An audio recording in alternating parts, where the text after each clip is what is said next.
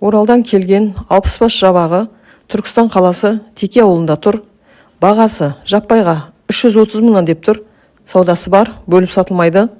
Байланыс телефоны 8747 952 0121. Қажет болса осы номерге хабарласыңыздар. Арнаға тіркеліп лайк басуды ұмытпаңыздар. Өздеріңіздің 4 түлік малдарыңызды сатуға жарнама салуларыңыз келсе, мына телефонға хабарласыңыздар. 8702 910 0705. Сол ат жылқы дейді. Мына дүниенің зейнетінен дейді ол дейді. Алла Тағала атты өте сондай әдемі жаратқан. Хадисте келген ол. Расулullah айтады, балаларыңды 3 нәрсеге үйретіңдер дейді. Соның біріншісін атты айтқан. Ғұламалар айтады, атқа қанша уақыт арнап, соны сипалап, жемін беріп, қарай берсең, сағаттап жүрсін.